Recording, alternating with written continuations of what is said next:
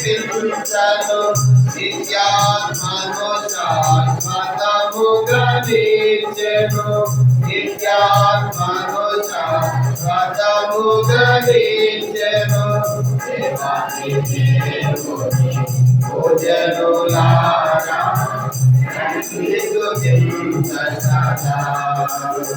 దేవాని దేవుని భోజనులారా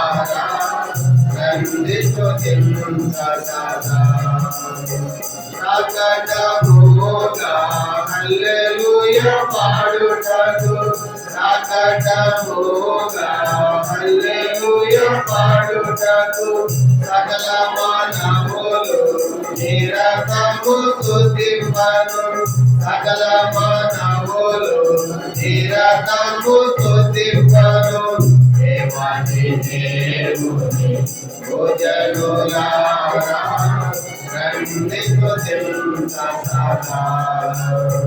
దేవాని దేవుని భోజనులారా రండి స్తుతించుట కూర్చోండి దయచేసి ప్రభు యొక్క బలలో పాల్గొనే పూర్వము దేవుని వాక్యంలో నుంచి ఒక వాక్య భాగం మనం చదువుకుంటాం.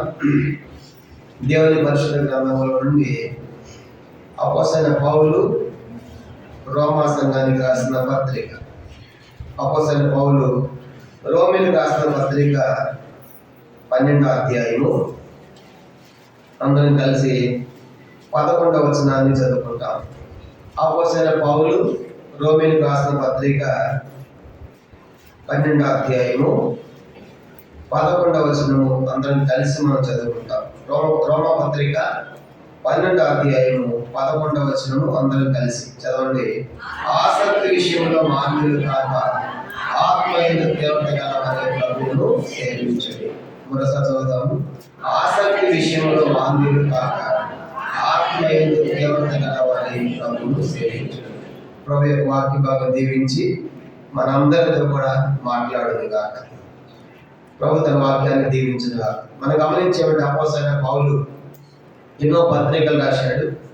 కనుక ఈ రాసిన పత్రికలు కొత్త నిబంధనలో ఎక్కువ పత్రికలు ఆయన రాశాడు. మనం ఆలోచించామంటే రోమాచర్యలోకి వెళ్ళక ముందే కొన్ని పత్రికలు రాశాడు. రోమాచర్యలోకి వెళ్ళక ముందు రాయబడిన పత్రిక గలతీ పత్రిక, మొదటి 2 కొరింథీ పత్రికలు, మొదటి 2 తెస్సలోనిక పత్రికలు, రోమ పత్రిక. ఈ పత్రికలన్నీ కూడా చెరలోకి వెళ్ళక ముందే రాయబడిన పత్రికలు. కనుక రోమా చెరకు వెళ్ళక ముందు రాయబడిన పత్రికల్లో గలతీ పత్రిక, మొదటి 2 కొరింథీ పత్రికలు, మొదటి 2 తెస్సలోనిక పత్రికలు, ఆ తర్వాత రోమ పత్రిక. ఈ 6 పత్రికలు కూడా చెరలోకి వెళ్ళక ముందే రాశాడు. చెరలోకి వెళ్ళిన తర్వాత రాసిన పత్రికలు ఎఫెసీ పత్రిక, ఫిలిప్పీ పత్రిక, కొలస్సీ పత్రిక, ఫిలెమోను పత్రిక. ఈ 4 పత్రికలు చెరలో నుండి రాశాడు పౌలు గారు. రోమా చెరసాల నుంచి ఏమేమి? ఎఫెసీ పత్రిక, ఫిలిప్పీ పత్రిక, కొలస్సీ పత్రిక, ఫిలెమోను పత్రిక. ఈ 4 పత్రికలు చెరలో ఉండి రాయబడిన పత్రికలు. తర్వాత చెర నుంచి రిలీజ్ అయిన తర్వాత రాయబడిన పత్రికలే మొదటి తిమోతి పత్రిక, తీతు పత్రిక. కానీ చెర నుంచి బయటకు వచ్చిన తర్వాత 2 పత్రికలు రాశాడు. మొదటి తిమోతి పత్రిక, ఆ తర్వాత తీతు పత్రిక. తర్వాత మళ్ళీ పౌలు గారు రెండోసారి చెరసాలు వేస్తారు.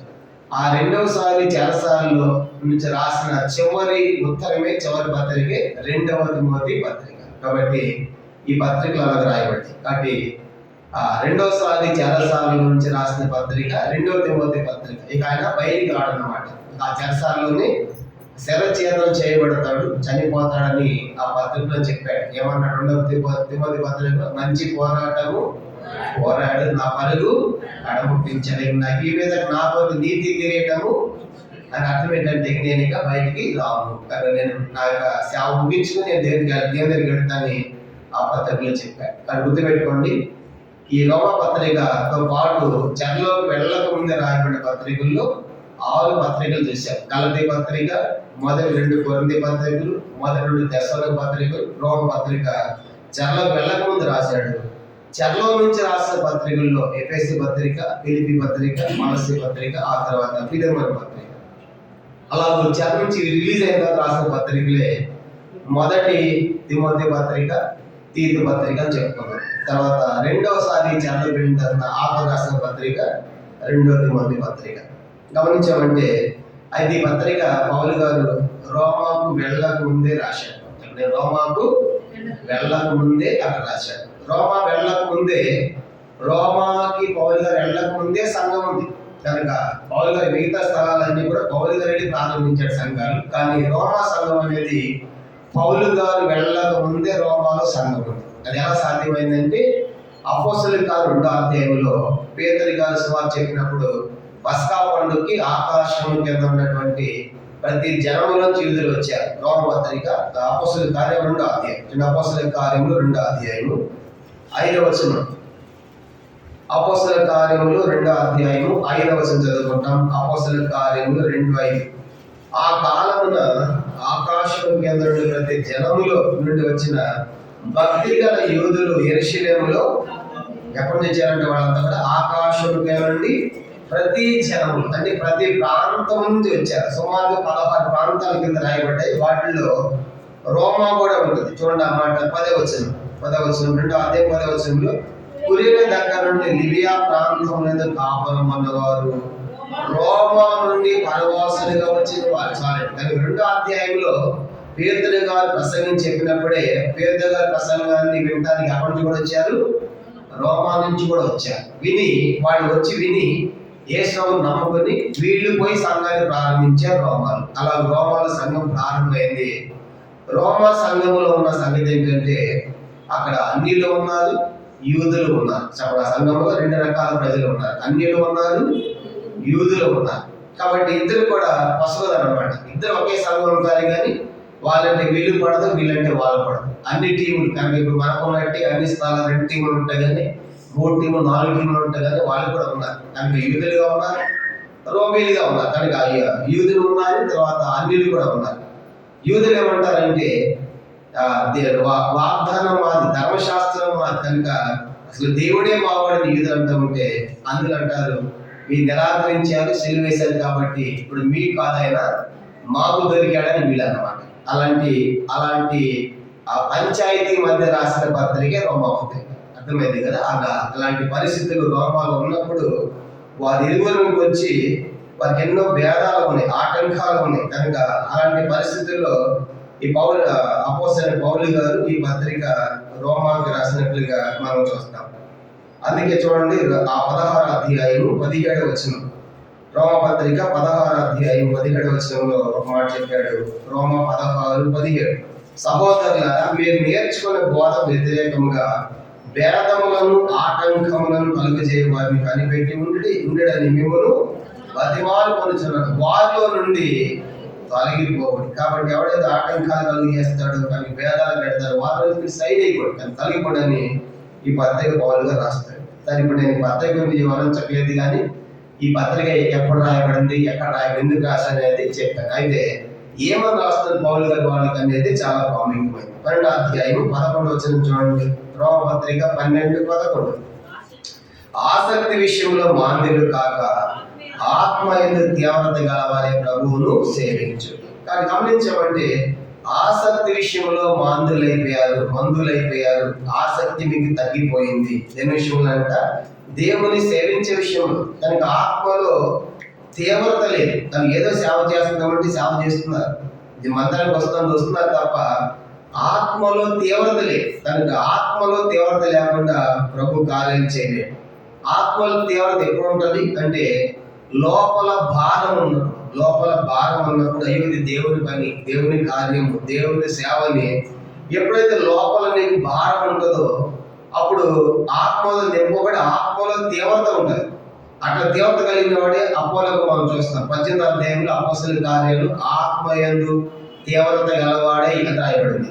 పౌలు గురించి కూడా 15వ అధ్యాయంలో ఆత్మ పరితాపం చెంది అనే పాఠాలు మనం చూస్తాం. ఎప్పుడంటే హృదయంలో భారం ఉన్నప్పుడే ఆ యొక్క ఆత్మలో తీవ్రత ఉంటుంది. కాబట్టి భారం లేనప్పుడు ఏదో సాగుతామంటే వచ్చాం పోయామంటేగా మన జీవితాలు ఉంటుంది. కానీ మధ్యాహ్నం ప్రభు యొక్క పనుల్లో పాల్గొనే మన జీవితాల్లో దేంట్లో మనం ఆసక్తిగా ఉండాలి, ఎందుకు మన ఆసక్తి సన్నగిలిపోయింది అని చూసినప్పుడు కొన్ని సంగతులు మనం చూద్దాము. ఈ చివరి దినాలు, కడవరి దినాల్లో, ప్రభు వచ్చే దినాలు సాతాను అపవాది మనలో ఉన్న ఆసక్తిని ఒమ్ము చేయాలని కోరుతున్నాడు. కనుక దినానికి కూడా ఆసక్తి పెరగవలసింది. కనుక ఆసక్తి విషయంలో మనం తగ్గిపోయాం. కనుక ఎంతగా తగ్గిపోయామంటే కొన్ని సంగతులు మనం చూద్దాం. చూడండి, మొదటిది, మనం దేంట్లో మనకు ఆసక్తి తగ్గిపోతుందంటే మొదటి సంగతి సంఖ్యాకాండము 25వ అధ్యాయం, నంబర్స్ చాప్టర్ 25. సంఖ్యాకాండము 25వ అధ్యాయం. ఏ సంగతుల్లో మనం ఆసక్తిగా ఉండాలో ఒక 10 సంగతులు చూద్దాం. సంఖ్యాకాండము 25వ అధ్యాయము 13వ వచనాన్ని చదువుకుంటాం. సంఖ్యాకాండము 25వ అధ్యాయము 13వ వచనం అందరం కలిసి చదవండి. అది నిత్యమైన యాజక నిబంధనగా అతనికి సంతానమును కలిగినను, ఏదనగా అతడు తన దేవుని ఆసక్తి గలవాడై ఇశ్రాయేలుకు ప్రాయశ్చిత్తము చేశాడు. అందరూ చెప్పండి ఈ మాట. అతడు తన దేవుని విషయమందు ఆసక్తి గలవాడై. మొట్టమొదటిగా దేవుడు అంటే ఆసక్తి ఉండాలి. చెప్పండి, ఏమన్నా అంటే దేవుడు అంటే దేవుని విషయం, దేవుడు అంటే ఆసక్తి ఉండాలి. కానీ ఇక్కడ ఫినెహాస్ అనే వ్యక్తిని చూస్తాము. అతడు దేవుడు అంటే ఎంత ఆసక్తో. పాపం యూదులకు కూడా దేవుడు అంటే ఆసక్తే, కానీ వాళ్ళ ఆసక్తి ఆత్మానుసారమైనది, జ్ఞానానుసారమైనది కాదు అంటాడు. కానీ ఈ దినాల్లో మనం నిజ దేవుడు తెలుసుకున్నాం. మన దేవుడు ఎంత గొప్పవాడో తెలుసు. కనుక దేవుడు చేసిన క్రయం మనం గుర్తించాం. అయినప్పటికీ రక్షణ పొందిన మనము దేవుడు అంటే ఆసక్తి లేదు. చూసారా, దేవుడు అంటే అయితే వచ్చామంటే వచ్చాం, పోయామంటే పోయాం. అంటే ఈ మధ్యాహ్నము దేవుడు అంటే నువ్వు ఆసక్తి ఉందా? దేవుని గురించి తెలుసుకోవాలి అనేటువంటి ఆసక్తి ఉందా? దేవుని ఎదగటం వేరే, దేవుని ఇంకా దేవుని తెలుసుకోవడం వేరే, దేవుని ఎదగటం వేరే. కాబట్టి ఈ మధ్యాహ్నం మొదటి సంగతి ఏంటంటే దేవుడు అంటే ఆసక్తి లేని ప్రజలుగా ఉన్నాం. దేవుడు నమ్మేం, కానీ దేవుడు అంటే ఆసక్తి లేదు. కొన్నిసార్లు చూసినప్పుడు, కొన్ని స్థలాలు పోయినప్పుడు నాకు ఆశ్చర్యం అనిపిస్తూ ఉంటాను. నేను పోయిన వారం బైబిల్ స్టడీకి రానని, వచ్చే వారం అంతా నేను రానని అన్ని స్థలాల్లో చెప్పాను. వాళ్ళు ఏమన్నారు తెలుసా? బైబిల్ స్టడీ గ్యాప్ రాకూడదని. అన్న, మీరు ఏ రోజు వస్తారు వారంలో, ఆ రోజు మాకు పెట్టేయండి అంటే ఆ రోజు మార్చుకుంటాం. ఒకరోజు సోమవారం చెప్పాను నేను. సోమవారం దిల్సునగర్లో బైబిల్ స్టడీ చెప్తున్నా, మంగళవారం అంబర్పేటలో చెప్తున్నా, బుధవారం ఇక్కడ సంఘ ప్రార్థన, గురువారం ఇప్పుడు ఉప్పల్లో చెప్తాను. ఏజీ కాల్ అయిపోయింది, ఉప్పల్లో స్టార్ట్ చేశాను. శుక్రవారం లోతుకుంటున్నాం. వాళ్ళు ఏమన్నారంటే దిల్సునగర్ వాళ్ళు, రేపు సోమవారం ఉండదంటే మాకు శనివారం పెట్టాను, శనివారం వచ్చేస్తానంటారు. శనివారం పెట్టు అంటే ఏంటి? ఒక్కరోజు కూడా మేము దేవునికి దూరం అవ్వకూడదు కనుక ఆ కార్యక్రమం పెట్టారు. ఒక్కళ్ళు వాళ్ళు గురువారం పెట్టిన వాళ్ళు ఏమన్నారంటే గురువారం ఉంది కాబట్టి మాకు శనివారం పెట్టాను. నాకు ఆల్రెడీ అన్నా నేను అన్ని ఫిక్స్ అయిపోయింది కనుక నాకు ఒక్క శనివారం తప్ప మిగతా ఏది కాలేదు. వారం అంతా కూడా నాకు ఫుల్ రిలీజ్ చేయలేదు. నేను చెప్పే సంగతి ఏంటంటే వాళ్ళకి ఎంత ఆసక్తి ఉందో చూడండి. దేవుడు అంటే ఇంకా తెలుసుకోవాలి, ఇంకా అలాంటి సత్యాలు మనం నేర్చుకోవాలి, దేవుణ్ణి ఎదగాలి. మనం దొరుకుతున్నప్పుడే ఈ యొక్క వాక్యాల యొక్క సంగతి లోతుపాతం మనం తెలుసుకున్న ఆశ మనం చూస్తాం, ఆశ్చర్యపోతాం. కనుక అలాంటి వాళ్ళు ఉన్నారు. ఏజీ కాలంలో బయట చెప్తున్నప్పుడు అందరూ కూడా సిస్టర్స్ 40 మంది వచ్చేవాళ్ళు. నేను ప్రారంభించిన 150 ఇచ్చారు. దేవుని మహిమార్థమని చెప్తున్నా. అందరి పుస్తకాలు డైరీ. ఇక్కడ ఒక్కరిగానే డైరీ ఉంటే ఉంటుంది. ఎందుకు? మీరు అందరూ పెద్ద హేమహేమీలు కదా, మీకు ఒకసారి మైండ్ ఫిట్ అయిపోయింది కదా, ఎవరికి ఉండదు, ఆసక్తి లేదు. కనుక ఆసక్తి లేదు, వచ్చేవాడు పోయాం. కనుక ఏం నేర్చుకుంటున్నాం మనం? దేవుని వాక్యం అంటే అంత ఆశ ఉండాలి. చదువుకోవడం సంగతి పక్కన పెట్టండి, చదువుకున్నాను ఏంటి కాబట్టి ఏంటి మీ ఆసక్తి? రేపు ఏం చెప్తారు? ఈరోజు నేను అలా బోధకుడు అయ్యానంటే నేను డిగ్రీలో ఉన్నప్పుడే నేను చెప్పిన వాక్యాలన్నీ రాసుకున్నాను. ఇప్పుడు కూడా పుస్తకాలు నా దగ్గర ఉన్నాయి, అప్పుడప్పుడు చూస్తాను. అంటే నాకున్న మన పెద్దల వాళ్ళు ముందున్న వాళ్ళు చెప్పినవన్నీ రాసుకున్నాను. అప్పుడప్పుడు ఆవర్తన వాళ్ళు కూడా చూస్తా ఉంటాను ఏం చెప్పారు. ఇప్పుడు 2004 2000 సంవత్సరంలో అంటే 25 సంవత్సరాల క్రితం రాసిన డైరీ ఇప్పుడు కూడా నా దగ్గర ఉన్నాయి. మొన్న డైరీలు ఉన్నాయా? ఏం నేర్చుకుంటున్నాము? ఎట్లా మీరు పరిచయాలు వాడబడతారు, ఎట్లా వాడుకుంటారు దేవుడికి? మనం ఆసక్తి లేదు. చెప్పే వాక్యాలు కూడా ఎంత విలువైనో. నేను చెప్తున్నాను, నా వాక్యం కాదు, దేవుని యొక్క వాక్యము ఎంత విలువైన సంగతులు మీకు బోధించబడితే మీకు అర్థం కావట్లేదు. కారణం ఏంటంటే అసలు మొట్టమొదట దేవుడు అంటేనే మీకు ఆసక్తి లేదు. అక్కడే మా అర్థమైపోయింది. కనుక దేవుడు అంటే కనుక మీకు ఆసక్తి ఉంటే ఇంకా తెలుసుకోవాలి, ఇంకా నేర్చుకోవాలి అనేటువంటి ఆశ మీ లోపల పుడతారు. కానీ మొదటి సంగతి ఏంటంటే దేవుడు అంటే ఆసక్తి లేని ప్రజలుగా ఉన్నాం. దేవుడిని ఎరిగామా? తెలుసుకోవాలి. యేసు రక్షకుడే. బాప్తిస్మం పొంది 6 మంది ఆరాధన చేస్తాం, కానుక చేస్తాం, మందిరానికి వెళ్తాం, వస్తా వెళ్ళిపోతా అంతవరకు. కానీ అంతవరకు కానీ ఇంకా నేను కూడా ఆ దేవుని యొక్క సంగతి, లోతైన సంగతి తెలుసుకోవాలి అనే తృష్ణ తాపం ఎవరికి ఉంది? ఇక్కడ బైబిల్ స్టడీ పెట్టమని ఒక్కళ్ళు అడిగారు నన్ను. మన దగ్గర బైబిల్ స్టడీ లేదు, ఎవరు అడుగుతారని చూస్తారంటే ఒక ఆమె వచ్చింది కనుక అన్న బైబిల్ స్టడీ పెడితే బాగుంటుంది. ఒక్క ఆమె కోసం ఏం పెడతాం? మిగతా వాళ్ళు ఒక్కళ్ళని అడిగితే ఉంటుంది. ఇక్కడ ఉన్న వాళ్ళందరూ 99% ఆదివారం క్రైస్తవులే. మీరు సంఘస్థులు కాదు. నేను చెప్తాను మళ్ళీ, సంఘ ప్రాంతంలో ఉన్నవారే సంఘస్థులు. మీరంతా ఆర్డినెస్ అన్నమాట. కనుక వచ్చిపోతూ ఉంటారు చూడండి, అలాంటి కేటగిరీ చెందిన వాడు. సంఘ ప్రాంతంలో ఉన్న వాళ్ళే సంఘస్థులు. అదే సంఘ ప్రార్థన కూడా ఉండదు. సంఘ ప్రార్థన కూడా ఉండదు, సంఘ పరిచర్యకు వస్తారు. ఎట్లా దేవుడు వెళ్ళి తీస్తాడు? కాబట్టి ఏం నేర్చుకుంటున్నాం? మన పరిచయం ఏంటి, మన దర్శనం ఏంటి? ఈ రోజు వరకు కూడా ప్రతి సంఘ ప్రార్థనలో కలిసి ఉంటారు. పెద్దలు కానీ పరిచారులు అందరూ ప్రార్థన చేసి పరిచర్యలో పాల్గొన్నారు. మీకు ఇష్టమైనప్పుడు వస్తారు, ఇష్టమైనప్పుడు పోతారు. కానీ ఇక్కడ ఎవ్వరు భయం లేదు, దేవుడి భయమే లేదు, దేవుడి ఆసక్తే లేదు. ఆరాధనలు కిందకి తిరిగి వస్తుంటారు, మాట్లాడుతుంటారు, ఆరాధన మధ్యలో వస్తారు, వాక్యాన్ని కూడా ఆరాధన చేస్తారు, మాటలేదు రాదు, ఎవరి భయం లేదు. ఏం నేర్చుకుంటున్నాం? ఏం దేవుడు తెలుసుకున్నాం మనం? ఏమన్నా దైవ భయం ఉందా? దైవ క్రమం ఉందా? పాటలు ప్రారంభమవుతుంది, ఎంత మౌనంగా కూర్చోవాలి అయ్యిండు. మీ స్థలాలు మీయే, మీ కుర్చీలు మీయే, అవి కథలు అనమాట. అక్కడి నుంచి కథలు మీరు ఏర్పాటు చేస్తున్నారు స్థానాలు. ఎంత సిగ్గుపడాలి మనం? ఏం దేవుడు తెలుసుకున్నాం? కానీ దేవుడు అంటే ఆశ లేదు నీకు, కనుక ఆ ఆశ లేదు. కానీ ఆ మధ్యాహ్నం ఆలోచించండి, దేవుడిని ఎదిగాం కానీ ప్రభావ నేను ఇంకా ఆ లోతుపాతం తెలుసుకోవాలి అని ఆ దేవుడి యొక్క ఆశని పెంచుకోండి. ఎందుకంటే ఈ సాతాను ఇలా దేవుడి మీద ఆశ లేకుండా చేసిన చివరికి లోకంలో లాగేస్తాడు. చివరికి సాతాను చేసే పని అదే, దేవుడి మీద ఆసక్తి లేకుండా నెమ్మదిగా ఆసక్తి తగ్గింది. అందుకేసులో కూడా ఏమన్నాడంటే లేని వాళ్ళు వారి అతను తీసేయమన్నాడు. ఏదైతే ఇచ్చాడో తీసేస్తాడు. నువ్వు నమ్మకంగా లేకపోతే, దేవుడు లేకపోతే నీకు ఇచ్చినోడు మరి ఎక్కడికి వెళ్ళిపోయింది. నా మాట మత్తయి సువార్త 25వ అధ్యాయం. మత్తయి సువార్త తలాంతులు ఇచ్చాడు, వాటిని వినియోగించుకుని మీరు వాడుకుంటే మీరు ధన్యులు. అలా చేయకపోతే దేవుడు ఏమన్నాడంటే అది కూడా వాళ్ళందరూ తీసివేయండి, వాడు సోమరి, వాడు పని చేయడు, వాడికి ఎందుకు ఇచ్చామని చెప్పేసి తీసేస్తాడు. మత్తయి సువార్త 25వ అధ్యాయం 26 వచ్చిన మత్తయి సువార్త 25-26 చూడండి. అందుకు అతని యజమానుడు వాడిని చూసి సోమరు అయిన చెడ్డ దాసుడు, నేను వెత్తని చోట పోయేవాడును, చల్లని చోట పంటను కూర్చునేవాడిని ఎరుగు. కనుక సోమరు అయిన వాడు ఎందుకన్నాడంటే వాడు పని చేయాలి. అందుకే వాడు చేసుకోవాడు. 29 వచ్చిన కలిగిన ప్రతి వానికి ఇవ్వడును, అతను సమృద్ధి కలుగు. తర్వాత చూడండి, లేని వాని నుండి వాని కలిగినది నీకు ఇచ్చాడు, చేయట్లా, తీసేయండి అతని దగ్గర అంటున్నాడు. కనుక లేనిది కూడా కలిగింది కూడా తీసేయండి. కనుక అతను సోమరి వాడు, పని చేసేవాడు కాదు, దాచిపెట్టేవాడు. తలాంతులు ఇచ్చాను, అధికారం ఇచ్చాను, అవకాశం ఇచ్చాను, పరిచయం ఇచ్చాను, చేయట్లేదు కాబట్టి తీసివేయండి అంటాడు. కానీ మొదటి విషయం ఆలోచిద్దాం, ప్రభావ నేను దేవుడు అంటే ఆసక్తి ఉండాలి. అపోస్తలుడైన పౌలు దేవుని అంటే విశేషమైన ఆసక్తి ఉన్నాడు పౌలు గారు. దేవుడు నమ్మకం ఉంది అని పత్రికలు చెప్తాడు. మతంలోనూ ఆసక్తి, యేసులో నమ్మిన తర్వాత మార్పులకు వచ్చేటప్పుడు కూడా అదే ఆసక్తితో ఆయన సేవ చేశాడు. కానీ మొదటి సంగతి ఏంటంటే, ఈ దినాల్లో శత్రు అపవాది అనేకులు ఎట్లా దారి తప్పించాడంటే, దేవుడు నమ్మకం ఏం పర్వాలేదు కదా, కానీ నువ్వు దేవుడు ఆరాధనకి వెళ్తావు, ఆధారపోతా సరిపోయింది. ఇస్కరియోతు యోధను కూడా అలాగే సాతాను, నేను పనులు అపోస్తలుడివి, నువ్వు స్వాత ప్రకటించట్లేదు, దయ్యాలు పోవటం లేదు, నీకేమైంది? అలాగే మోసం చేసి చివరికి ఏమైపోయాడు ఇస్కరియోతు? 12 మందులు లేకుండా అయిపోయాడు, పరలోకమే లేకుండా అయిపోయాడు. కానీ దేవుడు ఎరిగిన వాడు, ఒక అపోస్తలుడు, సువార్థికుడు. ఆలోచించండి. కానీ మధ్యాహ్నం దేవుని విషయంలో ఎట్లా మనం ఎదుగుతున్నాం? దేవుడు అంటే మనకు ఆశ ఉందా? అది మొదటిగా మనం గుర్తిద్దాం. రెండో సంగతి చూద్దాం, నెహెమ్యా గ్రంథం 3వ అధ్యాయం చూడండి. రెండవది, దేవుని పని అంటే ఆసక్తి ఉండాలి. నెహెమ్యా గ్రంథం 3వ అధ్యాయము 20వ వచనం చదువుకుంటాం.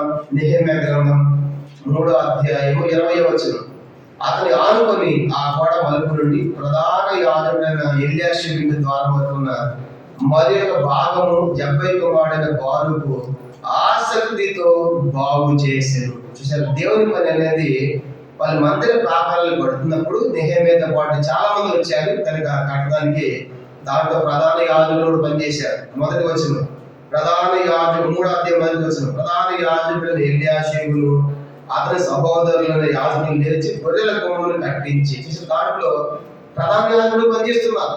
ప్రధాన యాజకుడు సామాన్య అందరూ పనిచేస్తున్నారు. ఎట్లా పనిచేశారు? 20వ వచనంలో ఆసక్తితో బాగు చేశారు. సరిగ్గా రెండో సంగతి చూసినప్పుడు దేవుని పని అంటే మనకు ఎట్లా ఉండాలి? ఆశ కాదండి, ఎట్లా అంటే ఆసక్తి ఉండాలి. ఆసక్తితో పని చేయడం.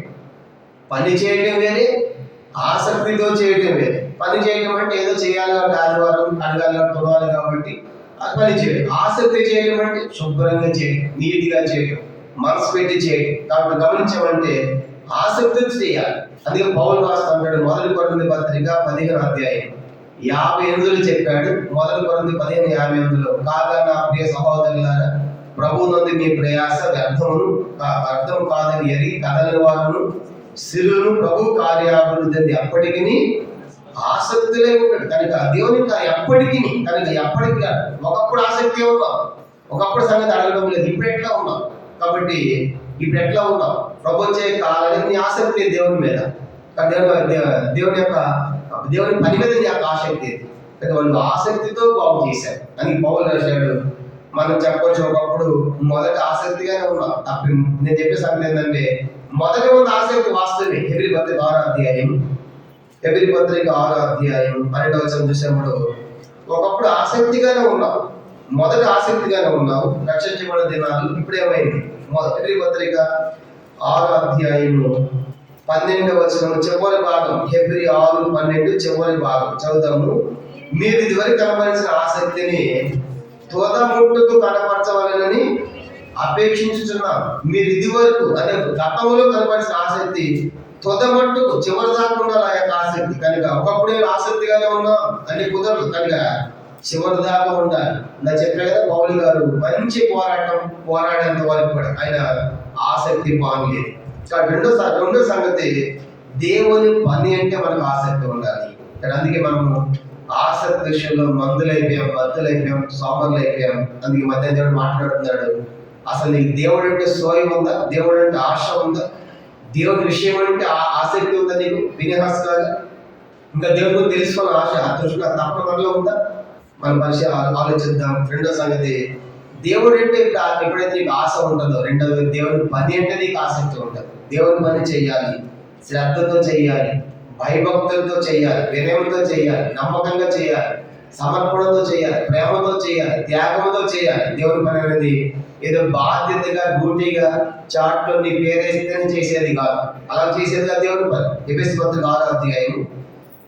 పత్రిక 6వ అధ్యాయం మనం గమనించామంటే మన పేర్లు చాట్లో కాదు ఉండాల్సింది. కనుక అక్కడ వేస్తే మన పని చేయడం కాదు. ఎఫెసీ పత్రిక 6వ అధ్యాయము గమనించండి 7వ వచనం. ఎఫెసీ 6:7 మనుషులకు చేసినట్టు కాక ప్రభువులకు చేసినట్టు ఇష్టపూర్వకముగా సేవ చేయండి. దేవుని పని అనేది ఇష్టపూర్వకంగా చేయాలి. ప్రభు ఇది దేవుని పని కాదు, ఇక్కడ మందిరంలో చేసేది మనుషుల పని కాదు, దేవుని పని. అని దేవుని పనిని ఇష్టపూర్వకంగా చేయాలి, ప్రేమతో సమర్పణతో చేయాలి. కాబట్టి అదే చూస్తాం బారూక్ అనే వ్యక్తి ఎట్లా చేశాడు? ఆయన మందిర పని ఆసక్తితో చేశాడు. కాబట్టి మొదటిది ఈ మధ్యాహ్నం ప్రభా దేవుడు అంటే నాకు ఆశ ఉండాలి, ఆసక్తి ఉండాలి. రెండవది దేవుని పని అంటే నాకు ఆసక్తి ఉండాలి, దేవుని పని అంటే. కాబట్టి దేవుడు పని ఇచ్చాడు. పని ఇచ్చిన తర్వాత అది సరిగ్గా చేయకపోతే సోమరుని చెడ్డదాసుడు అన్నాడు. తర్వాత వాళ్ళ దగ్గర తీసివేసి చేసేవాడికి ఉన్నాడు. అలాంటి పని జరగకుండా అంటే మనకి ఇచ్చింది మనం ఎరగాలి. కనుక దేవుడు ఇచ్చినటువంటి ఆ యొక్క గొప్ప పనిని మనం ఎరిగి మనం చేయాలని ప్రభు కోరుతున్నాడు. రెండవది. మూడవది మనకు దేవుని ఇల్లు అంటే ఆసక్తి ఉండాలి. కీర్తన 69వ కీర్తన 9వ వచనం. మొదటిది దేవుడు అంటే ఆసక్తి ఉండాలి, రెండవదిగా దేవుడి పని అంటే ఆసక్తి ఉండాలి, మూడోది మనం చూసామంటే 69వ కీర్తన 9వ వచనం. కీర్తన 69:9 నీ ఇంటిని కూర్చిన ఆసక్తి నన్ను భక్షించి ఉన్నది. కాబట్టి దావీదుకు దేవునికి ఇల్లు అంటే ఎంతో ఆశ. నీ ఇంటిని కూర్చిన ఆసక్తి నన్ను భక్షించుచున్నది. దావీదు దేవుని మందిరం అంటే దేవుని ఇల్లు అంటే చెప్పండి. దేవుని ఇల్లు అంటే దేవుని యొక్క మందిరమే. ఇదే దేవుని ఇల్లు, దేవుని మందిరమే దేవుని ఇల్లు, పాత నిబంధన. కాబట్టి ఇప్పుడు దావీదు దేవుని ఇల్లు ఎంత ఇష్టం అంటే ఆయన కీర్తన రాశాడు. అంటాడు కదా 23వ కీర్తన 6వ వచనం చెప్పాడు, నేను చిరకాలం యెహోవా మందిరంలో నివసించాలి అంటాడు. 27వ కీర్తన 4వ వచనంలో చెప్పాడు, నా జీవిత కాలం అంతా నేను యెహోవాను స్తుతించాలంటాడు. ఆయన ఆలయంలో ఆయన ప్రసన్నతనే చూడాలి, నిరంతరం ఆయన స్తుతించాలంటాడు. 26వ కీర్తన 8లో చెప్పాడు, యెహోవా నీ నివాస మందిరమును నీ తేజమైన స్థలము నేను ప్రేమించుచున్నాను అన్నాడు. ఇప్పుడు 69:9లో నీటిని గురించి ఆసక్తి నన్ను భక్షించుచున్నది. 52వ కీర్తన 7వ వచనంలో చెప్పాడు, 52:7లో నేనైతే దేవుని మందిరంలో పచ్చని ఒలివ చెట్టులాగా ఉండాలి అంటాడు. 92వ కీర్తనలో చెప్పాడు 12-13 వచనాల్లో యెహోవా మందిర ఆవరణంలో నాటబడిన వారై వారు మన దేవుని ఆవరణలు వర్ధిల్లుతారని చెప్పాడు. 122వ కీర్తన 1వ వచనంలో చెప్పాడు, 122 ఉన్నాడు, యెహోవా మందిరమునకు జనులు వెడుదు మనల్ని ఎంతో సంతోషించానంటాడు. 137వ కీర్తన 5లో చెప్పాడు, ఆయన అన్నాడు కదా, నా ముఖ్య సంతోషం కంటే నేను ఎంచని ఎడల నా నాలుగు నా అంగిటికి అంటుకొనిను కాక. ఈ కీర్తనలు ఈ మాటలన్నీ కూడా దావీదుకి దేని మీద చెప్పాడు దేవుని యొక్క మందిరం, దేవుని యొక్క ఇల్లు, దేవుని యొక్క సన్నిధి అని దావీదుకి ఇష్టం. అందుకే దావీదు ఎంతగా ప్రేమించాడు దేవుని మందిరాన్ని. ఎంత పిచ్చండి దావీదు మందిరం అంటే, మందిరం కడతా ఉంటే ఎంతో సంపాదించాడు. తర్వాత తన సొంత బంగారాన్ని కూడా ఇచ్చాడు మందిర పని కోసం. మరి దావీదుకి ఎంతగా మందిరాన్ని ప్రేమిస్తే దావీదుకి వచ్చిన ఆశీర్వాదం ఏంటి తెలుసా? ఎంత గొప్ప ఆశీర్వాదం తెలుసా? దావీదు నుంచి యేసుక్రీస్తు వచ్చాడు. చెప్పండి, ఎవరంటే దావీదుకి వచ్చిన ఆశీర్వాదం ఏంటి? దావీదు వంశంలోంచి యేసుక్రీస్తు వచ్చాడు. దావీదు పిల్లలందరూ రాజులయ్యారు. చెప్పండి, ఎన్నోసార్లు నేను చెప్పాను, దావీదుకి వచ్చిన గొప్ప ఆశీర్వాదం. దేవ ఇంతగా నీ మందిరాన్ని ప్రేమించదు కాదు, నాకు ఏం ఆశీర్వదిస్తావంటే అంటాడు కదా దావీదు, నీ కడుపు పుట్టిన పిల్లలందరూ రాజులు అవుతారు, ఏమవుతారు కనుక అందరు రాజులు పుట్టారు. ఎంత అద్భుతం! ఇలాంటి ఆశీర్వాదం దావీదుకి ఎలా సంక్రమించిందంటే దావీదు మందిరాన్ని ప్రేమించిన కారణం చేత, దేవుని ఇంటిని ప్రేమించిన కారణం చేత. కానీ ఈనాడు మన పిల్లలు దేవుడు దీవించాలంటే, ఆస్వాదించాలంటే తల్లిదండ్రులుగా మనకు ఉండాలి. పట్టుకోవడం మందిరం అంటే, దేవుని యొక్క ఇల్లు అంటే ఆశ మనకు ఉండాలి, ఆ మక్కువ మనకు ఉండాలి. కాబట్టి ఏదో మందిరం అంటే ఏదో కడిగి తుడిచి పనులు కాదు. మందిరం అంటే మందిర సంబంధమైన కార్యక్రమాల్లో పాల్గొన్నాను కనుక సంఘ ప్రార్థన ఉన్నామా, ఉపవాస ప్రార్థన ఉన్నామా, గొలుసు ప్రార్థన ఉన్నామా, కనుక మిగతా ఏమేమి కాల్సిన సహోదరి ప్రార్థన ఉన్నామా, వాటిల్లో పాల్గొనకుండా ఇదే పైన తుడిచి అడిగే కార్యక్రమాలు చెప్పేదని చెప్పేదని చెప్పేది. కాబట్టి మందు నాటపడటం అంటే దేవుని మందు జరిగే కార్యక్రమాల్లో మనం పాల్గొనలు పొందేవారు ఉండాలి. అలాగే దావీదుకి దేవుని యొక్క ఇల్లు అంటే ఎంత ఇష్టమో చూడండి. అందుకే దావీదు దేవుడు అంతగా దీవించాడు, తన పిల్లలు దీవించాడు, అందరూ రాజులు అయ్యేటట్టు చేసి చివరికి దేవుడు కూడా నేను దావీదు కుమారుడని పిలవబడ్డాడు. అందుకే మత్తయి సువార్త 1:1 అబ్రహాము కుమారుడు, దావీదు కుమారుడు, యేసుక్రీస్తు వంశావళికి చేసి వస్తాం. కారణం ఏంటంటే ఆయన దావీదు కుమారుడిగా పిలవబడడానికి ఇష్టపడ్డాడు. కారణం దావీదుకి అంతగా దేవుడు ఆస్వాదించాడు. కాబట్టి మూడవది మనకి ఏమో ఆశ ఉండాలి చెప్పండి, దేవుని యొక్క ఇల్లు అంటే మనకు ఆశ ఉండాలి. కాబట్టి ఎప్పుడైతే నువ్వు దేవునితోనే ప్రేమిస్తావో అప్పుడు నీకు తృప్తి కలుగుతుంది, ఆనంద ప్రవాహం నీకు ఇస్తాడు. కాబట్టి అది చాలా ప్రాముఖ్యమైనది. మొదటిది దేవుడు అంటే ఆశ ఉండాలి, రెండోది దేవుని పని అంటే ఆశ ఉండాలి, మూడోది దేవుని ఇల్లు అంటే ఆశ ఉండాలి, నాలుగోది అపోస్తల కార్యములు 17వ అధ్యాయం. అపోస్తల కార్యములు 17వ అధ్యాయము 11వ వచనం. అపోస్తల కార్యములు 17వ అధ్యాయము 11వ వచనం. వీరు తెస్సలోనికలో ఉన్న వారి కంటే బంధులే ఉండేది కనుక ఆసక్తితో వాక్యమును అంగీకరించి పౌలును శీల చెప్పిన సంగతులు అలా ఉన్నవలేమని పెద్దమ లేఖనములను పరిశోధించి వచ్చి వీరు ఆసక్తితో వాక్యమును అంగీకరించి. నాలుగోదిగా ఏమంటే మనకు ఆసక్తి ఉండాలి, వాక్యం అంటే ఆసక్తి ఉండాలి. చూసారు కనుక దేవుని యొక్క వాక్యం అంటే ప్రతి దినము దాన్ని చదవాలి, నెమరు వేసుకోవాలి. కనుక ఎంతమంది ప్రతి దినం దేవుని యొక్క చదువుతారు మీరు పరీక్ష చేసుకోండి. దేవుని యొక్క వాక్యం అంటే ఆశ మనకుందా? వాళ్ళు ఎట్లాంటి వాళ్ళు అంటే వేరే సంఘస్థులు చెప్పిన సంగతి అలా ఉన్నవు లేవని ప్రతి దినం కూడా పరీక్ష చేసేవాడు. అంటే వాళ్ళకి వాక్యం అంటే ఎంత ఆసక్తి చూడండి, వాక్య ఆసక్తి. కానీ వాక్యం అంటే ఆసక్తి కలిగి ఉంటారు. అంటే చాలా మంది వాక్యం అంటే ఎలా ఉందంటే ఇరిమియా గ్రంథం 6:10 రాయబడింది, వారి వాక్యం అందు సంతోషం లేని వారు రాయబడింది. ఏమి 6:10 అక్కడే చెప్తాడు, వాక్యం అంటే అని వాక్యం వినటానికి మనసును సిద్ధపరచుకొని రాదు అని చెప్తాడు. అదే వచనంలో 6:10. తన ఇరిమియా గ్రంథం 8వ అధ్యాయం 9లో చెప్పాడు, వారి యెహోవా వాక్యమును నిరాకరించిన వారు అని రాయబడింది. అంత మాత్రమే కాదు, మత్తయి సువార్త 15వ అధ్యాయం 7 చెప్పాడు, మీరు మీ పారంపర్యాచార నిమిత్తం దేవుని వాక్యమును నిరర్ధకము చేయుచున్నారు అని చెప్పాడు. అలా చూసినప్పుడు దేవుని యొక్క వాక్యంలో మరి అపోస్తలుల కార్యాలు 7వ అధ్యాయం 51 రాయబడింది, వారి వాక్యమును ఎదిరించారు కనుక, వాక్యం ప్రకటిస్తే ఎదిరించారు కనుక స్టెఫన్ రాళ్ళతో కొట్టారు. కాబట్టి ఈరోజు మనము వాక్యాన్ని అంగీకరించేవారము, ఎదిరించేవారము కనుక ఈ మధ్య మనం పరిశీలించుకోవాలి.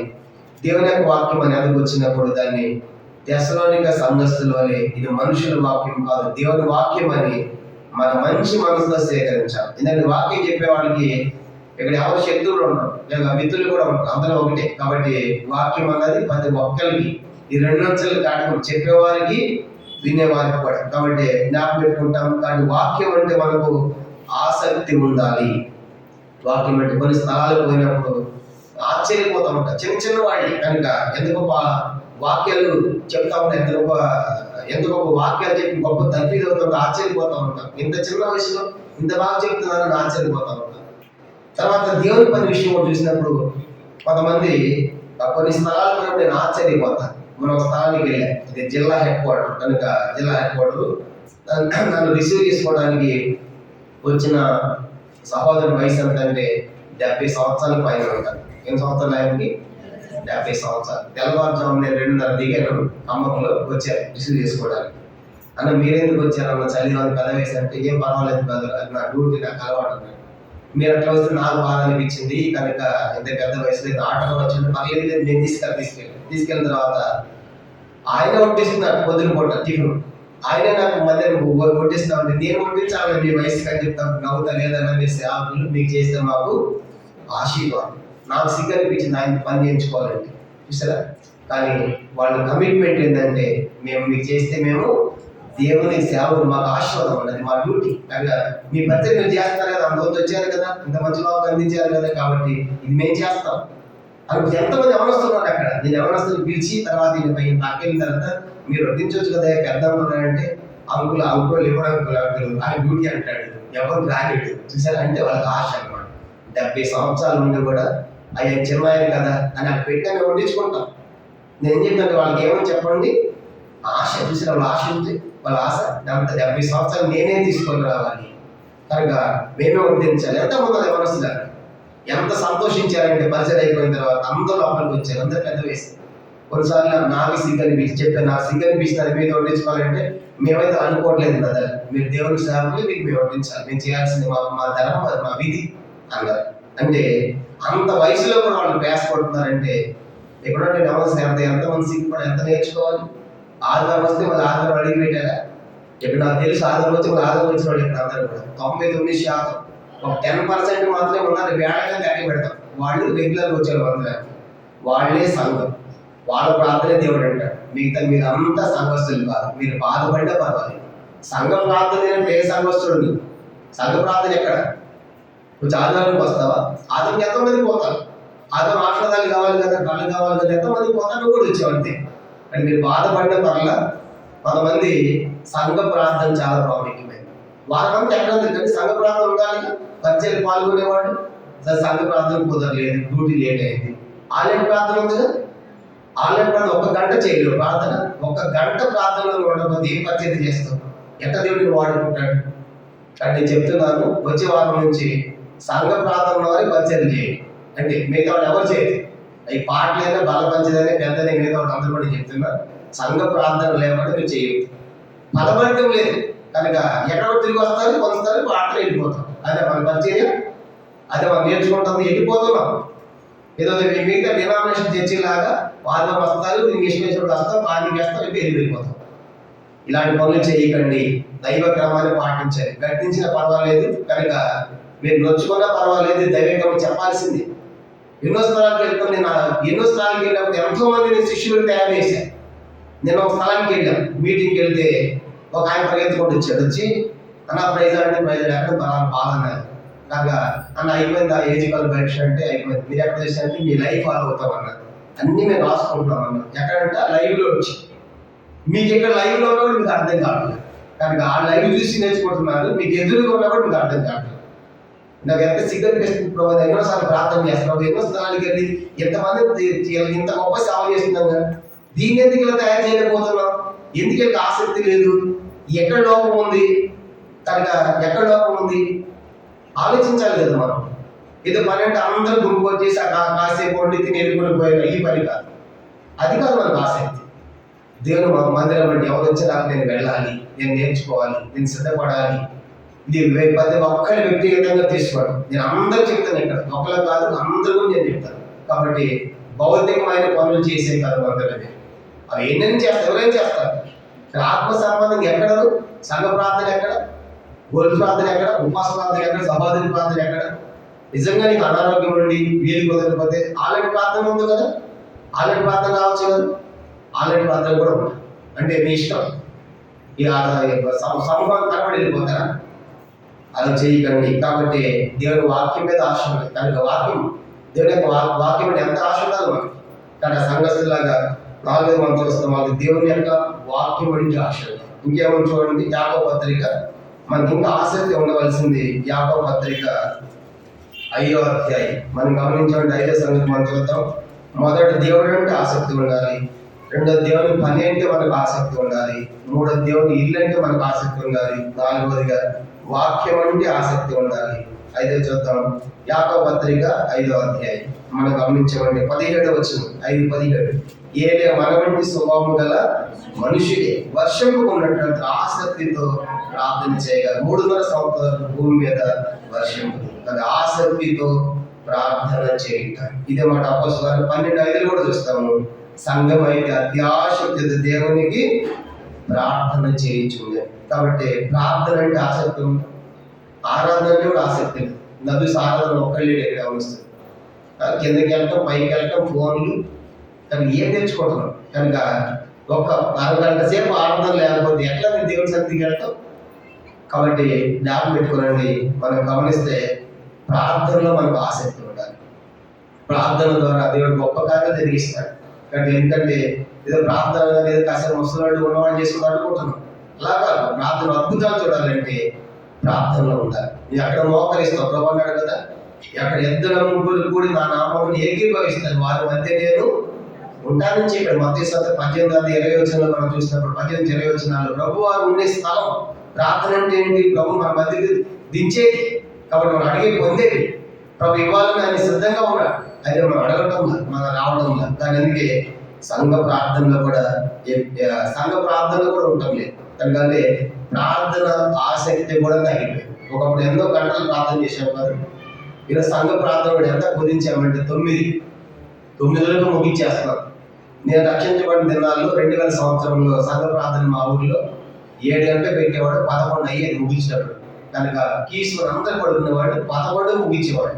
కనుక సంఘ ప్రార్థన ఉన్న కొద్దిమంది కూడా ఎంత ఆసక్తి, ఎంత భారం అంటే ఆ ఊర్లో లైట్లు లేకపోయినా చీకటి కుప్పల రోడ్డు మీద ప్రార్థనకి వెళ్ళి ఇచ్చేవాడు. 11 అయినా 11 ముగించేవాడు. ఈరోజు 9కే మనకు కష్టం అయిపోయింది. మళ్ళీ ఇందులో మందరం చుట్టూ ఇల్లు, కనుక కిలోమీటర్లు కూడా లేదు. కాబట్టి చుట్టుపక్కల ఉంటాము. కనుక 9 దాకా మనం ప్రార్థన ఉంటుంది. ఎంత ఘోరం మనం. కాబట్టి మనం జ్ఞాపకం పెట్టుకుంటాం. ఇవన్నీ ఎందుకు చెప్తానంటే సాతాడు అపవాది మనకి ఇవన్నీ కూడా తీసుకొచ్చి మన ఆసక్తిని తొలగిస్తున్నాడు. దేవుళ్ళలోంచి రక్షించబడాలని చెప్పుకుంటున్నాం, కానీ ఆసక్తి విషయంలో మనం జాగ్రత్తగా ఉన్నామని మరోసారి మనం జ్ఞాపకం చేస్తూ ఉన్నాడు. కాబట్టి ప్రార్థన అంటే మనకు ఆసక్తి ఉండాలి. ఇంకా మనకు ఆసక్తి ఉండాలి. చూడండి, మొదటి కొరింథీ పత్రిక 12వ అధ్యాయం. మొదటి కొరింథీ పత్రిక 12వ అధ్యాయం 31వ వచనం. మొదటి కొరింథీ పత్రిక 12వ అధ్యాయం 31వ వచనం చదువుకుంటాం. కృపావరముల్లో శ్రేష్టమైన వాడిని ఆసక్తితో అపేక్షించు. కృపావరాల కోసం ఆశపడాలి. ప్రభా నాకు కూడా కొన్ని కృపావరాలు కావాలి, అక్కడికి ఆశపడాలి. 14 అదే మొదటి వచ్చిన ప్రేమ కలిగి ప్రయాసపడి ఆత్మ సంబంధం వరములను ఆసక్తితో అపేక్షించుడి. కనుక ఆత్మ సంబంధమైన వరాలు కావాలి, కృపావరములు కావాలి. తర్వాత 12వ వచనం, ఇది 14 అదే 12వ వచనం. సంఘములకు క్షేమాభివృద్ధి కలుగు నిమిత్తం మేము విస్తరించినట్టు అంటాడు. కనుక అలా మనం అలాంటి ఆశ మనకు ఉండాలి. 39వ వచనం, 14 అధ్యాయం 39. కాబట్టి నా సహోదరులారా ప్రవచించిన ఆసక్తితో అపేక్షించి. కనుక మనకు ఆశ ఉండాలి. కాబట్టి ప్రభా నాకు కూడా కృపావరాలు కావాలి అనే ఆశ మనకు ఉండాలి. కానీ కృపావరాలు ఉన్నాయి, కానీ వాటి విలువ కొరింథీ సంఘం జరగలేదు. 12వ అధ్యాయము 4వ వచనం, మొదటి కొరింథీ 12:4, కృపావరములు నానా విధములు ఉన్నవి కానీ ఆత్మ ఒక్కడే, పరిచయం నానా విధములు ఉన్నవి కానీ ప్రభు ఒక్కడే. కృపావరాలు ఉన్నాయి, ప్రభు నీకు ఎన్నో వరాలు ఇవ్వాలని కోరుతున్నాడు, కానీ నీకు ఆశ లేదు, అపేక్ష లేదు. కనుక అలా చేయాలని ఆశ లేనప్పుడు దేవుడు వాటిని పొందుకోలేదు. కాబట్టి ఈ మధ్యాహ్న కాల సమయంలో కనుక ప్రభా నాకు కృపావరములు పొందే అపేక్ష నాకు కావాలి, ఆశ నాకు కావాలి. నీకు ఎప్పుడైతే నీకు ఆశ ఉంటుందో దేవుడు నీకు ఇస్తాడు, ఆ వరాలు ఇస్తాడు, ఆ తలాంతులు ఇస్తాడు. వరములన్నా తలాంతులన్నా అన్ని ఉంటాయి. కాబట్టి ఆ వరాలు, ఆ తలాంతులు, ఆ గిఫ్ట్లు పొందాలంటే మొట్టమొదటి నీకు ఆశ ఉండాలి. కాబట్టి అందుకే ఆసక్తితో వాటి మనం ఏం చేయాలంటే అపేక్షించాలి. నేను కూడా నాకు ఆశ ఉండాలి, పాట అంటే ఆశ ఉండాలి, వాక్యం చెప్పాలని ఆశ ఉండాలి, సువార్త చేయాలని ఆశ ఉండాలి. కానీ ఇవన్నీ కూడా వీటిలో ఆసక్తి మనం పెంచుకోవాలి. అందుకే గలతీ పత్రిక రాస్తే ఏమంటున్నారు, గలతీ పత్రికలో 4వ అధ్యాయం 18వ వచనంలో, గలతీ పత్రిక 4వ అధ్యాయము, గలతీ పత్రిక 4వ అధ్యాయం 18వ వచనం చదువుకుంటాం. 4:18, నేను మీ వద్ద ఉన్నప్పుడు మాత్రమే కాక ఎల్లప్పుడూ మంచి విషయంలో ఆసక్తి ఉండడం మంచిది. మంచి విషయములలో ఆసక్తి. మంచి విషయాలంటే కనుక బాధ ఉంటే సహాయం చేయటం, కనుక పని చేయటం, డబ్బు సహాయం చేయటం, అవి కూడా మంచివి. అవి లోకములో మంచిది అని చెప్పండి. లోకంలో మంచిదేంటి? మంచిది ఒకటే, మంచి వార్త. యేసు ప్రభువు సమాజం తిరిగి లేచిందే మంచి వార్త. అంతకు మించిన మంచి వార్త, గొప్ప వార్త మరొకటి లేదు. కానీ వాటిలో మంచి ఉండాలి, వాటిలో ఆసక్తి ఉండాలి. కానీ మంచిగా ఉన్న మంచి విషయాలంటే ఇతరులు సహాయం చేసే ఎంత మంచి కార్యం చేస్తున్నాను, మా ఆంటీకి ఆకి వాళ్ళకి అని చెప్పేసి వీటితో సంపృద్ధి చెందవద్దు. అనగా మంచి వార్త, మంచి కార్యము, దేవుని యొక్క సువార్త ప్రకటించేది. కానీ దాంట్లో మనకు ఆశ ఉందా? దాంట్లో మనకు తృష్ణ ఉందా? కాబట్టి ఆలోచిద్దాం. కాబట్టి అలాంటి మంచి విషయంలో నేను ఆసక్తి కలిగి ఉండాలి. అలా నాకు సహాయం చేయమని తీర్మానం చేయాలి. అంత మాత్రమే కాదు, మనం ఆసక్తిగా ఉంటే మనల్ని బట్టి అనేకులు ఆసక్తి తెచ్చుకోవాలంట. 2వ కొరింథీ పత్రిక అలా మనం జీవించాలి. 2వ కొరింథీ పత్రిక 9వ అధ్యాయం 2వ వచనం, మన ఆసక్తి చూసి అనేకులు నేను కూడా అలా ఉండాలి అనేటువంటి మాదిరికరంగా ఉండాలి మన ఆసక్తి. 2వ కొరింథీ పత్రిక 9వ అధ్యాయం చూడండి, చివరి భాగము, మీ ఆసక్తిని చూసి అనేకులు ప్రేరేపింపబడరి. కాబట్టి మన ఆశ చూసి అంటే అనేకులు ఎట్లా ఉండాలంటే నేను కూడా అలా ఉండాలని అనేకులు ప్రేరేపించబడాలి. కాబట్టి అంటే ఆసక్తిని ఇతరులకు మాదిరికరంగా పంచేట్టుగా మనం చేయాలి. కాబట్టి అలాంటి ఆసక్తి ఉంది. అంతేగాని నువ్వే డల్ అయిపోయావు అనుకోండి, ఇక నువ్వే అయిపోతే ఇక ఇతరులకి ఏం మాదిరిగా ఉంటావు. కాబట్టి ఈ మధ్య నువ్వు ఎందుకు జ్ఞాపకం చేస్తున్నావంటే ప్రభు వచ్చే దినాల్లో నువ్వు ఆసక్తిగా లేవు, ఆసక్తి విషయంలో తొలగిపోయావు, చల్లారిపోయావు, మత్తుడు అయిపోయావు, సోమరు అయిపోయావు. కాబట్టి ఆత్మలో తీవ్రత లేదు. కాబట్టి మధ్యాహ్నము అవన్నీ ఆలోచించి మనము ఏం చేయాలంటే ఇప్పుడైనా మారు మనసు పొందుతాం. దేనికోసం మారు మనసు ఒకప్పుడు పొందావు, ఇంకా ఆపదలు మారు మనసు కాదు. కానీ ఇప్పుడు దేనికోసం అంటే ప్రభావ దీనికి ఆసక్తితో మారు మనసు పొందాలి. దాన్ని చెప్పేసి ప్రకటన గ్రంథము 3వ అధ్యాయం చూడండి. ఇప్పుడైనా సరే దేవుడు అవకాశం ఇస్తున్నాడు. ఇవన్నీ చదివిన తర్వాత ప్రభావ ఇప్పుడు నేను ఆసక్తితో నేను మారు మనసు పొందుతానయ్యా. ప్రకటన 3వ అధ్యాయం, ప్రకటన గ్రంథము 3వ అధ్యాయము మనం గమనించామంటే ప్రకటన 3:19, ప్రకటన 3:19 చదువుకుంటాను. నేను ప్రేమించి వారందరినీ గద్దించి శిక్షించున్నాను కనుక నీవు ఆసక్తి కలిగి మారు మనస్సు పొందుము. కాబట్టి దేవుడు ఎప్పుడు ఎందుకంటే ప్రేమిస్తున్నాడు కాబట్టి మనం గద్దిస్తున్నాడు. కానీ మనం నష్టపోవడం ఇష్టం లేక, మన తలాంతులు పోగొట్టుకోవడం ఇష్టం లేక, కనుక మనం దేవునికి దూరమై దానికి ఇష్టం లేక ఏం చేస్తుందంటే ఆయన గద్దిస్తున్నాడు. గద్దించే కారణం ఏంటంటే ఇప్పుడు గద్దించినప్పుడు మనం ఆసక్తి కలిగి ఏం చేయాలంట, మారు మనసు పొందాలి. అవును ప్రభా క్షమించయ్యా, నీ దేవుడు అంటే నాకు ఆశ లేదు ప్రభా, ఏదో వస్తే పోతున్నాను. అంత మాత్రమే కాదు, దేవుని పని అంటే ఆశ లేదయ్యా, దేవుని ఇల్లు అంటే మందిరం అంటే ఆశ లేదయ్యా, దేవుని వాక్యం అంటే ఆశ లేదయ్యా, ప్రార్థన అంటే ఆశ తగ్గిపోయింది, కృపావరాలు పొందాలి, సేవలు వాడబడాలి అని ఆశ తగ్గిపోయింది అయ్యా. అంత మాత్రమే కాదు, మంచి విషయం, సువార్త విషయంలో నాకు ఆసక్తి లేదు. అలాగా మరి మొదట ఆసక్తి ఉంది కానీ ఇప్పుడు ఆసక్తి పోయింది. నన్ను చూసి అనేకులు ఆసక్తి తెచ్చుకునేట్టుగా నేను మారు మనసు పొందాలి. కానీ నాకు అలాంటి ఆసక్తి నాకు దయచేయని, ఆసక్తి కలిగి మనం మార్మల్స్ పొందామనుకోండి, ప్రభు దీవించాలని కోరుతున్నాడు. ఎందుకు మనకు దేవుని యొక్క కార్యాలు ఆసక్తి లేవంటే, మరి దేవుని మనకు ఆసక్తి ఉందో తెలుసా? యెషయా గ్రంథం 32వ అధ్యాయం. యెషయా గ్రంథం 32వ అధ్యాయము. సుఖానికి మనం, సుఖం అంటే ఆసక్తి ఉందంట. యెషయా గ్రంథం 32వ అధ్యాయం. యెషయా గ్రంథం 32వ అధ్యాయము 9వ వచనము 11వ వచనం. యెషయా గ్రంథం 32వ అధ్యాయం 9వ వచనం. సుఖాసక్తి గల స్త్రీలార. తర్వాత 9 తర్వాత 11 కూడా చదువుదాం చూడండి. కనుక 9వ వచనం 11వ వచనం కూడా రాయబడింది. సుఖాసక్తి గల స్త్రీలార, కన్యకులార. 9, 11వ వచనం రెండింటిలో కూడా సుఖాసక్తి అంట. దేవుని ఆసక్తి ఉన్న వాళ్ళకి సుఖం మీద ఆసక్తి, సుఖపడాలి కనుక చదివే. కనుక ఎందుకు దేవుని కార్యాలకి ఆసక్తి లేదంటే, సుఖానికి అలవాటు పడ్డాం. ఒకప్పుడు ఇల్లు లేదు, దేవుడు ఇల్లు ఇచ్చాడు. ఒకప్పుడు ఆహారం లేదు, ఆహారం ఇచ్చాడు. ఒకప్పుడు ఏమీ లేవు, ఇప్పుడు అన్నీ ఉన్నాయి. కానీ ఇప్పుడు అన్ని పడి అన్ని పొంది సుఖపడుతున్నాం కానీ ఇప్పుడు దేవుని కంటే సుఖాన్నే ప్రేమిస్తున్నామంట. 1 తిమోతి పత్రిక 3వ అధ్యాయం. 1 తిమోతి పత్రిక 3వ అధ్యాయము గమనించమంటే, 2వ తిమోతి పత్రిక, క్షమించండి, 2వ తిమోతి పత్రిక 3వ అధ్యాయము 5వ వచనం మనం గమనించామంటే 4, 5 వచనాలు. 2వ తిమోతి పత్రిక 3వ అధ్యాయం 4, 5. ద్రోహులు, మూర్ఖులు, గర్వాదులు దేవుని కంటే సుఖానుభవం ఎక్కువగా ప్రేమించేవారు, పైకి భక్తి గలవారి వల్ల ఉండి దాని శక్తిని ఆశ్రయించండి. కనుక దేవుని కంటే సుఖానుభవం ఎక్కువ. దేవుని కంటే కూడా 10 మందికి సుఖం సుఖం సుఖం కనుక సుఖాన్నే ప్రేమిస్తున్నారు. నువ్వు సుఖాన్నే ప్రేమించేవాడవైతే, సుఖమే నీకు ఆసక్తి అయితే, నువ్వు సచ్చిన వాడివి, సచ్చిన దానివి. నా మాట కదా. 1 తిమోతి పత్రిక 5వ అధ్యాయం చూడండి. వాళ్ళు ఏమో రాశాడంటే 6వ వచనం. 1 తిమోతి పత్రిక 5వ అధ్యాయం 6వ వచనం. సుఖభోగములందు ప్రవర్తించున్నది బ్రతుకుచుండి చచ్చిన దైవములకు. నువ్వు సుఖానికి అలవాటు పట్టి సచ్చిన వాడివే కనుక సుఖభోగాలు తిరుగుతున్నావంటే నువ్వు సచ్చిన వాడితో సుమి జాగ్రత్త. కాబట్టి క్రైస్తవ జీవితంలో సుఖభోగాలు ఉండేది కాదు. అందుకే మోషే అన్నాడు కదా, అల్పకాల పాపభోగములను అనుభవించి దేవుని ప్రజలు శ్రమ అనుభవించేది నాకు మేలు అన్నాడు. అందుకే మోషే బతికిన వాడయ్యాడు. అందుకే ఆ జంపెట్లు పెట్టిన నైలు వేసిన చావాల్సిన మోషే బతికాడు. కారణం ఏంటంటే ఆయన శ్రమ కోరుకున్నాడు. అది ప్రభావం నా నిమిత్తం ఎవరు తన ప్రాణాన్ని పెట్టాలనుకుంటాడు వాడు దాన్ని సంపాదించుకుంటాడు.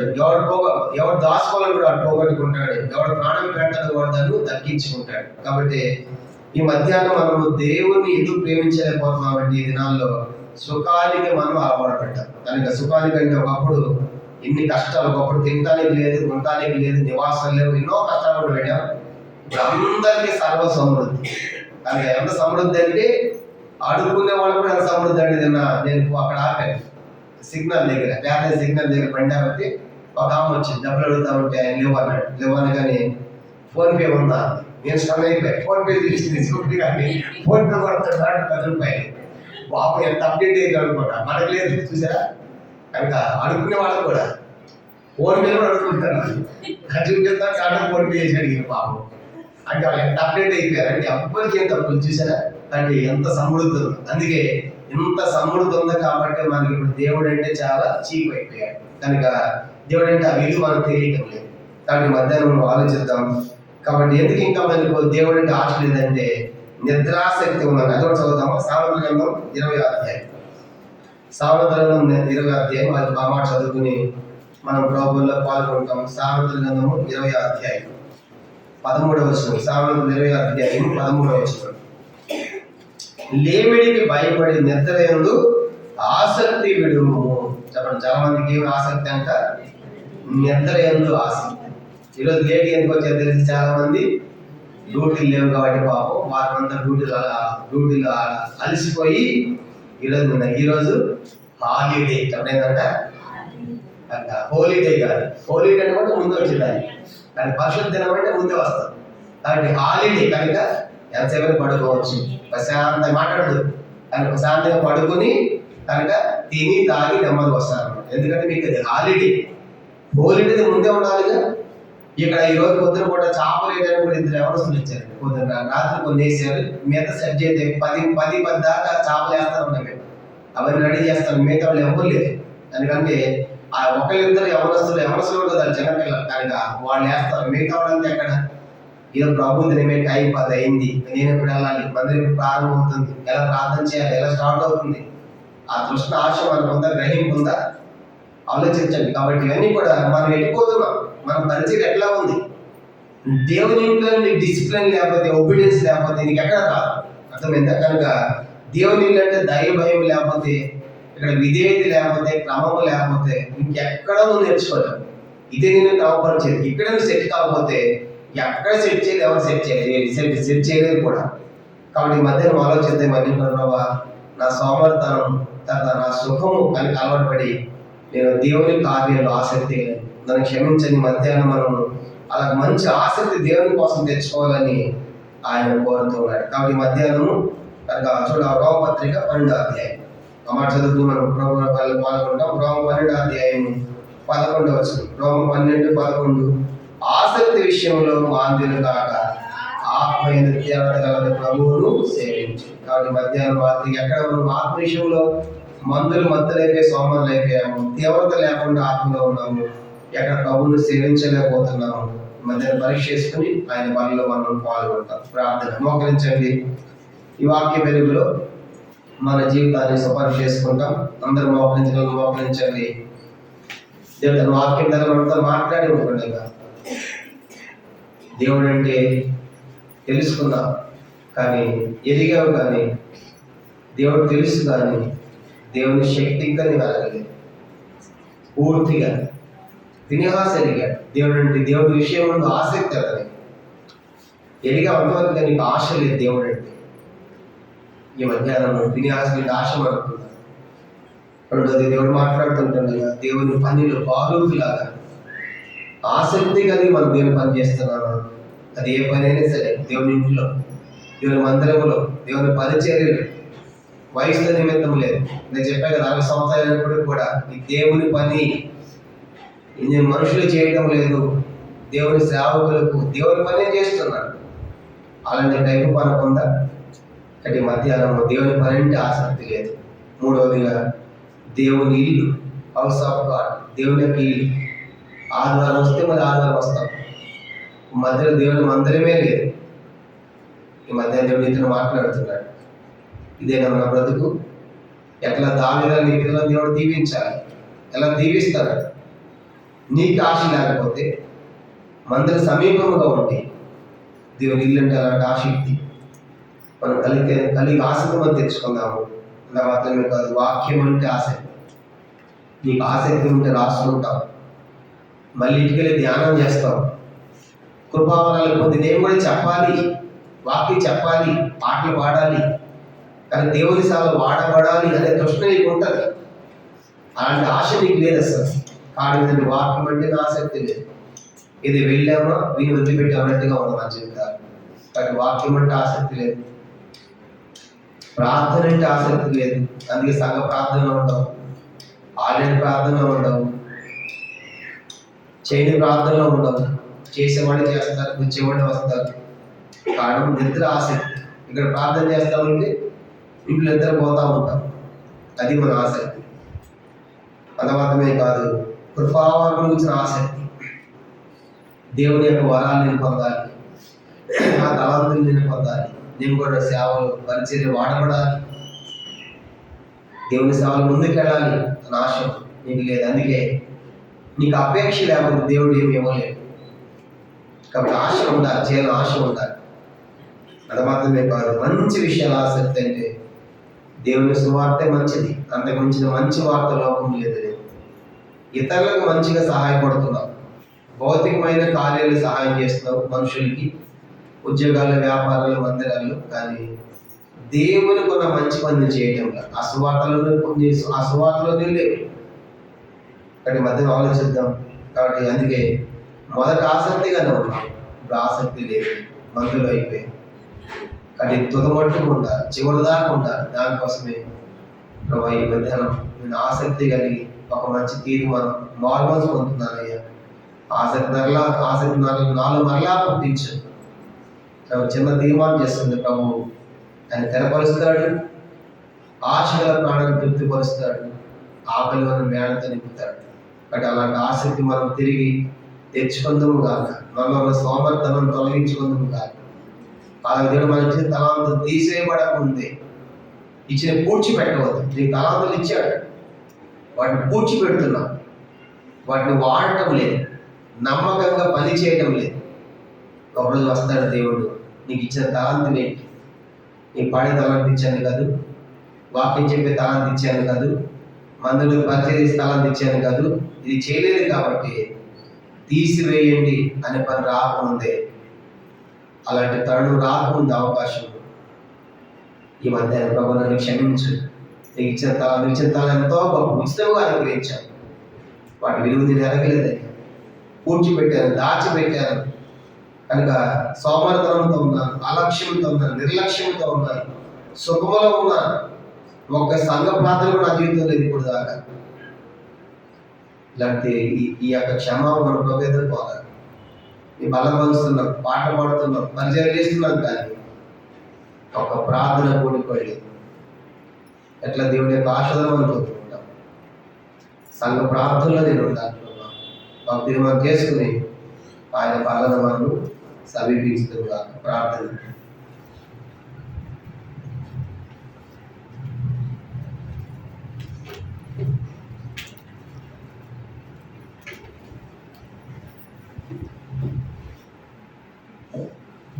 పొందిన మా తండ్రి, పరిశుద్ధ దేవుని స్తోత్రాలు. భజన కాల సమయంలో ప్రభా మరి పౌలు గారు రోడ్డు రాస్తున్నాడు. మీరు ఆసక్తి విషయంలో మందులుగా భక్తులు ఉండకూడదని, ఆత్మల తీవ్రత కలిగి ప్రభుత్వం సేవించాలని ప్రభావం హెచ్చరించాడు. మధ్యాహ్నం మాకు ఇచ్చిన ఈ అమలు హెచ్చలబడి స్తోత్రాలు. మా జీవితాల్లో కూడా ప్రభా ఎన్నో రకాల ఆసక్తులు మీద తగ్గిపోయాయి. దయన మా తండ్రి, ఒకప్పుడు దేవుడు అంటే ఎలా పరిగెత్తేవాడు.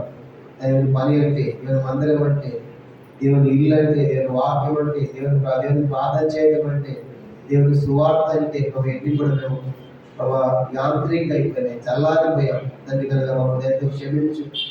తిరిగి ఆ మొదటి ఆసక్తి, ఆ మొదటి ప్రేమ, ఆ మొదటి విశ్వాసం మాకు దయచేయమని ప్రార్థిస్తున్నాం.